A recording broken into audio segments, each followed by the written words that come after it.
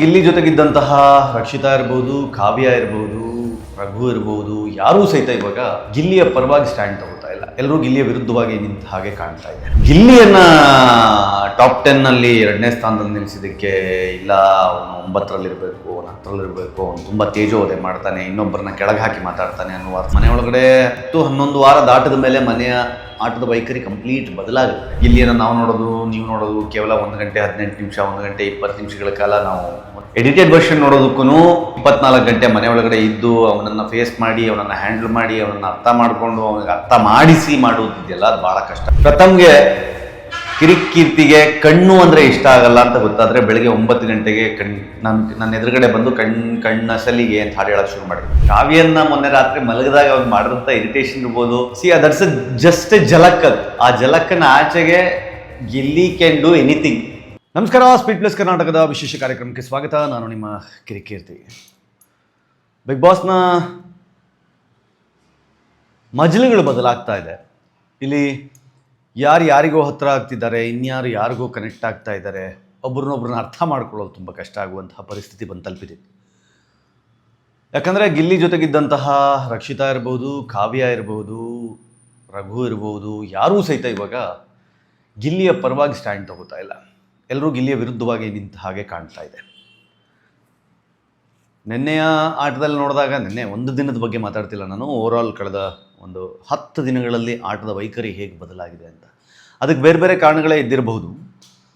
Rakshita all of the sudden, no matter what, ಅವಳ ಆಟದ ದಿಕ್ಕೇ ಬದಲಾಗಿದೆ. ಸೋಷಿಯಲ್ ಮೀಡಿಯಾ ಓಪನ್ ಮಾಡಿದ್ರೆ ಯಾಕೆ ರಕ್ಷಿತಾಳ ಆಟದ ವೈಖರಿ ಬದಲಾಗಿರಬಹುದು, ರಕ್ಷಿತಾ ಯಾಕೆ ಮೊಕವಾಡ ಹಾಕ್ಕೊಂಡು ಆಡ್ತಿದ್ದಾಳೆ ಅನ್ನುವ ಹಾಗೆಲ್ಲ ಪೋಸ್ಟ್ಗಳನ್ನ ಅಥವಾ ಕಮೆಂಟ್ಗಳನ್ನು ನೋಡಿದಾಗ ನಿಜವಾಗ್ಲೂ ಬೇಜಾರಾಗ್ತದೆ. ಯಾಕೆಂತಂದರೆ ರಕ್ಷಿತಾ ಕರಾವಳಿಯ ಭಾಗದಿಂದ ಬಂದು, ಬಹಳ ಕಷ್ಟಪಟ್ಟು ಬಂದು, ಬಹಳ ಚಿಕ್ಕ ವಯಸ್ಸಿನಲ್ಲೇ ಬಹಳ ದೊಡ್ಡ ಸಾಧನೆಯನ್ನು ಮಾಡಿರುವಂತಹ ಒಂದು ಹೆಣ್ಣುಮಗಳು. ಆ ಹೆಣ್ಮಗಳು ಗೊತ್ತಿಲ್ಲ, ಆಲ್ ಆಫ್ ದ ಸಡನ್ ಆಕೆಯ ಆಟದ ವೈಖರಿಯಲ್ಲಿ ಅವಳಿಗೆ ಯಾರೋ ಸರಿ ಅನ್ನಿಸ್ತಿದ್ದಾರೆ, ಯಾರೋ ತಪ್ಪು ಅನ್ನಿಸ್ತಿದ್ದಾರೆ, ಯಾಕೆ ಏನಾಗ್ತಿದೆ ಅನ್ನುವ ಒಂದು ಲಕ್ಷಣಗಳೇ ಗೊತ್ತಾಗದೆ ಆಟದ ದಿಕ್ಕನ್ನೇ ಬದಲಾಯಿಸ್ತಾ ಇದ್ದಾಳೆ ಆ ಹೆಣ್ಮಗಳು.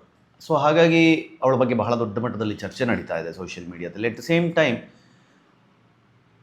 ರಘು ಅವರು ಗಿಲ್ಲಿಯ ಜೊತೆಗಿದ್ದ ಕಾಂಬಿನೇಷನನ್ನು, ಇನ್ಫ್ಯಾಕ್ಟ್ ಸುದೀಪ್ ಸರ್ ಹೊರಗಡೆ ಸೋಷಿಯಲ್ ಮೀಡಿಯಾದಲ್ಲಿ ಹೇಗೆ ನಿಮ್ಮಿಬ್ಬರ ಒಂದು ಕಾಂಬಿನೇಷನ್ ವರ್ಕ್ ಆಗ್ತಿದೆ ಅನ್ನೋದನ್ನು ಅರ್ಥ ಮಾಡಿಸುವ ಪ್ರಯತ್ನ ಮಾಡಿದ್ರು ಸಹಿತ, ಅದಾದ ನಂತರ ರಘು ಮತ್ತು ಗಿಲ್ಲಿಯ ವಿಚಾರದಲ್ಲಿ ನಡೆದಂತಹ ಒಂದು ಅತ್ಯಂತ ಚಿಕ್ಕ ವಿಚಾರಗಳಿಗೆ ನಡೆದಂತಹ, ಕ್ಷುಲ್ಲಕ ವಿಚಾರಗಳಿಗೆ ನಡೆದಂತಹ ಒಂದು ಸಣ್ಣ ಇರ್ಕುಗಳನ್ನು ಇಟ್ಕೊಂಡು ರಘು ಅವರು ಅದನ್ನು ತುಂಬ ಕ್ಯಾರಿ ಮಾಡಲಿಕ್ಕೆ ಪ್ರಯತ್ನ ಮಾಡ್ತಾ ಇದ್ದಾರೆ.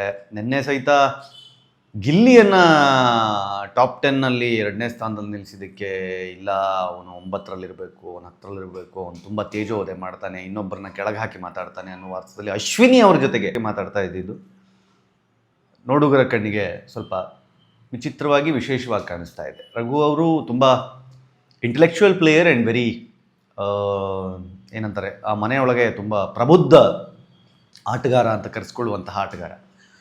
ಸೊ ಎಲ್ಲರನ್ನೂ ಸಹಿತ ಒಟ್ಟಾಗಿ ತೆಗೆದುಕೊಂಡು ಹೋಗೋ ರೀತಿಯಲ್ಲಿ ನಾಯಕತ್ವದ ವಿಚಾರದಲ್ಲಿ ರಘು ಅವರು ತುಂಬ ಅಂದರೆ ನೆಕ್ಸ್ಟ್ ಲೆವೆಲ್ ಅವರು ಆ ಮನೆಯೊಳಗಡೆ. ನಾನು ಇಲ್ಲಿಯ ತನಕ ಬಿಗ್ ಬಾಸ್ನಲ್ಲಿ ನೋಡಿದಂತಹ ಒಬ್ಬ ಪ್ರಬುದ್ಧ ಆಟಗಾರ ಅವರು. ಆ ಪ್ರಬುದ್ಧ ಆಟಗಾರ ಎಲ್ಲೋ ಪದೇ ಕಳೆದು ಹೋಗ್ತಾ ಇರೋದು ನೋಡಿದಾಗ ಬೇಜಾರಾಗ್ತಾ ಇದೆ.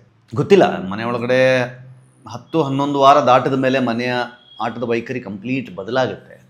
ಸೊ ಹೀಗಿರುವಾಗ ಹೇಗೆ ಮಾಡಬಹುದು ಇದನ್ನು ಅನ್ನೋದನ್ನು ಪ್ರತಿಯೊಬ್ಬರು ಸಹಿತ ಯೋಚನೆ ಮಾಡಿರ್ತಾರೆ. ಆದರೆ ಒಂದು ಗೊತ್ತಾಗ್ತಾ ಇದೆ, ಮನೆಯ ಒಳಗಡೆ ಜಾಹ್ನವಿ ಅವರು ಔಟ್ ಆದ ಮೇಲೆ ಯಾರು ಸುತ್ತ ಇದ್ದವರು ಬೇಗ ಹೋಗ್ತಿದ್ದಾರೆ ಅಂತ. ಈ ಹಿಂದೆ ವಿನಯ್ ವಿಚಾರದಲ್ಲೂ ಇಂಥದ್ದೇ ಒಂದಾಗಿತ್ತು. ವಿನಯ್ ಜೊತೆಗೆ ಯಾರು ಜೈ ಅಂತಿದ್ರು, ವಿನಯ್ ಜೊತೆಗೆ ಇದ್ದವರೆಲ್ಲ ಒಬ್ಬೊಬ್ಬರೇ ಖಾಲಿ ಆಗ್ತಾ ಇದ್ದಾಗ ಇನ್ಫ್ಯಾಕ್ಟ್ ಸುದೀಪ್ ಸರ್ ಹೇಳಿದರು, ನೋಡಿ ವಿನಯ್ ನಿಮ್ಮ ಜೊತೆಗೆ ಇದ್ದವರೆಲ್ಲ ಒಬ್ಬೊಬ್ಬರೇ ಹೋಗ್ತಿದ್ದಾರೆ ಅಂತ. ಹಾಗೆ ಅಶ್ವಿನಿಯ ಸುತ್ತ ಕಾಣಿಸ್ಕೊಂಡವರು ಸಹಿತ ಒಂದಾದ್ಮೇಲೆ ಒಂದು ವಿಕೆಟ್ಗಳು ಬೀಳ್ತಾ ಇರೋದು ನೋಡಿದಾಗ ಮನೆಯ ಒಳಗಡೆ ಇದ್ದವ್ರಿಗೆ ಒಂದಷ್ಟು ವಾರದಲ್ಲಿ ಅದನ್ನು ಸೂಕ್ಷ್ಮವಾಗಿ ಗಮನಿಸಿದ್ರು ಸಹಿತ ಅದಾದಮೇಲೆ ನಂತರ ಅದನ್ನು ಗಮನಿಸೋದ್ರಲ್ಲಿ ಎಲ್ಲೋ ಸೋತರು ಅಂತ ಅನ್ನಿಸ್ತಾ ಇದೆ.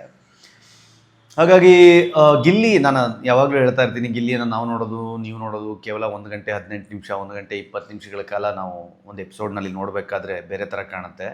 ಆದರೆ ಎಡಿಟೆಡ್ ವರ್ಷನ್ ನೋಡೋದಕ್ಕೂ ಅಟ್ ದ ಸೇಮ್ ಟೈಮ್ 24 ಗಂಟೆ ಮನೆ ಒಳಗಡೆ ಇದ್ದು ಅವನನ್ನು ಫೇಸ್ ಮಾಡಿ, ಅವನನ್ನು ಹ್ಯಾಂಡಲ್ ಮಾಡಿ, ಅವನನ್ನು ಅರ್ಥ ಮಾಡಿಕೊಂಡು, ಅವನಿಗೆ ಅರ್ಥ ಮಾಡಿಸಿ ಮಾಡೋದಿದೆಯಲ್ಲ, ಅದು ಭಾಳ ಕಷ್ಟ ಆಗಿರುತ್ತೆ.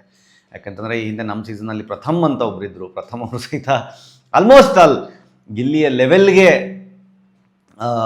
ಇಡೀ ರಾಜ್ಯವನ್ನು ಖುಷಿಪಡಿಸಿದವರು. ಇವತ್ತಿಗೂ ಸಹಿತ ಪ್ರಥಮದ ಪೋಸ್ಟ್ಗಳನ್ನ ಹಾಕಿ ಯಾರು ಏನೇ ಮಾಡಿದ್ರು, ಯಾರು ಏನೇ ಆದರೂ ಈ ಥರದ್ದು ಒಬ್ಬ ಕಂಟೆಸ್ಟೆಂಟ್ ಬರಲಿಕ್ಕೆ ಸಾಧ್ಯವೇ ಇಲ್ಲ ಅಂತ ಯಾಕೆ ಮಾತಾಡ್ತಾರೆ ಅಂತಂದರೆ, Pratham has that capability of playing at the same time ಇಡೀ ಮನೇಲಿದ್ದವ್ರಿಗೆ. ನಾನು ಅದನ್ನೇ ಯಾವಾಗಲೂ ಹೇಳ್ತೀನಿ, ಹೆಂಗೆ ಅಂತಂದರೆ, ಪ್ರಥಮ್ ನಾವು ಹೊರಗಡೆ ಬಂದು ಎಪಿಸೋಡ್ ನೋಡಿದಾಗ ಫೈನಲ್ ಅಂದರೆ ಲಾಸ್ಟ್ ಜಗಳ ಯಾಕಾಗಿರುತ್ತೆ ಅಷ್ಟು ಮಾತ್ರ ತೋರಿಸಿರ್ತಾರೆ. ಆದರೆ ಆ ಜಗಳ ಎಲ್ಲಿಂದ ಪ್ರಾರಂಭ ಆಗಿರುತ್ತೆ ಅಂತ ಅದಕ್ಕೆ ನಾನು ಹೇಳ್ತಾ ಇದ್ದೆ. ಒಂದು ಎಕ್ಸಾಂಪಲ್ ಕೊಟ್ಟು ಹೇಳಬೇಕು ಅಂತಂದರೆ, ಪ್ರಥಮ್ಗೆ ಕಿರಿಕೀರ್ತಿಗೆ ಕಣ್ಣು ಅಂದರೆ ಇಷ್ಟ ಆಗಲ್ಲ ಅಂತ ಗೊತ್ತಾದರೆ ಬೆಳಗ್ಗೆ 9 ಗಂಟೆಗೆ ನನ್ನ ಎದುರುಗಡೆ ಬಂದು ಕಣ್ಣ ಸಲಿಗೆ ಅಂತ ಹಾಡು ಹೇಳೋಕ್ಕೆ ಶುರು ಮಾಡಿರ್ತಾರೆ.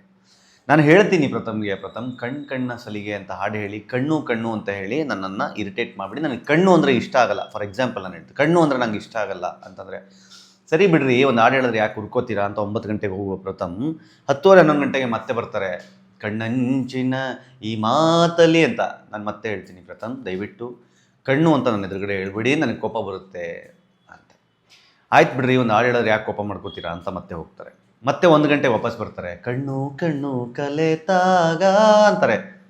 ನಾನು ಹೇಳ್ತೀನಿ ಮತ್ತೆ ಸ್ವಲ್ಪ ರೈಸ್ ಆಗುತ್ತೆ ನನಗೆ. ಪ್ರಥಮ್ ಪದೇ ಹೇಳ್ತಾ ಇದ್ದೀನಿ, ನನ್ನ ಹತ್ರ ಬೇಡ, ನನ್ನ ಎದುರುಗಡೆ ಕಣ್ಣು ಅಂತ ಹೇಳಬೇಡಿ ಅಂತ. ಆಯ್ತು ಬಿಡ್ರಿ ಅಂತ 1 ಗಂಟೆಗೆ ಹೋಗುವ ಪ್ರಥಮ್ ಮತ್ತೆ 3:30 4 ಗಂಟೆಗೆ ಮತ್ತೆ ವಾಪಸ್ ಬರ್ತಾರೆ. ನಿನ್ನ ಕಣ್ಣ ನೋಟದಲ್ಲೇ ಅಂತ ಶುರು ಮಾಡ್ತಾರೆ. ನನಗೆ ಕೋಪ ಬರುತ್ತೆ. ನಿಂಗೆ ಹೇಳಿದ್ರೆ ಅರ್ಥ ಆಗಲ್ವೇನೋ, ಯಾಕೆ ನನ್ನ ಎದುರುಗಡೆ ಒಂದು ಕಣ್ಣು ಅಂತೀಯ ಅಂತ ನಾನು ರೈಸ್ ಆಗ್ತೀನಿ. ಬಿಗ್ ಬಾಸ್ ಆ ಹಿಂದಿಂದು 3 ತೋರಿಸಿರಲ್ಲ, ಇದು ಮಾತ್ರ ತೋರಿಸಿರ್ತಾರೆ. ನೋಡೋರ್ಗೆ ಏನನ್ಸುತ್ತೆ, ಒಂದು ಹಾಡು ಹೇಳಿದ್ರೆ ಕಿರಿಕಿರ್ತಿ ಯಾಕೆ ಇಷ್ಟು ರೈಸ್ ಆದ ಅಂತ ಆಗುತ್ತೆ. ಇದೊಂದು ಎಕ್ಸಾಂಪಲ್ ಯಾಕೆ ಕೊಡ್ತಾ ಇದ್ದೀನಿ ಅಂತಂದರೆ, ನಾವು ಸಹಿತ ಗಿಲ್ಲಿ ಆಟವನ್ನು ನೋಡುವಾಗ ಗಿಲ್ಲಿ ಎಡಿಟೆಡ್ ವರ್ಷನಲ್ಲಿ ನಮಗೆ ಅದ್ಭುತವಾಗಿ ಎಂಟರ್ಟೈನರ್ ಆಗಿ ಕಾಣಿಸಿದ್ರು ಸಹಿತ ಮನೆ ಒಳಗಡೆ ಇದ್ದವ್ರಿಗೆ ಅದರ ಟಾರ್ಚರ್ ಹೇಗಿರುತ್ತೆ ಅನ್ನೋದ್ರ ಒಂದು ಸಣ್ಣ ಥಾಟ್ ನಿಮಗಿರಲ್ಲ. ಕಾವ್ಯನ್ನ ಮೊನ್ನೆ ರಾತ್ರಿ ಮಲಗಿದಾಗ ಅವ್ನು ಮಾಡಿದಂಥ ಇರಿಟೇಷನ್ ಇರ್ಬೋದು. ದಟ್ಸ್ ಜಸ್ಟ್ ಎ ಝಲಕ್. ಅದು ಆ ಝಲಕ್ಕನ್ನ ಆಚೆಗೆ Gilli can do anything. Gilli ಕೊಟ್ಟರೆ ಕ್ವಾಟ್ಲೆ ಆ ಲೆವೆಲಲ್ಲಿ ಕ್ವಾಟ್ಲೆ ಕೊಡ್ತಾರೆ ಅನ್ನೋದು ನಮಗೆಲ್ರಿಗೂ ಗೊತ್ತಿರೋ ವಿಷಯನೇ.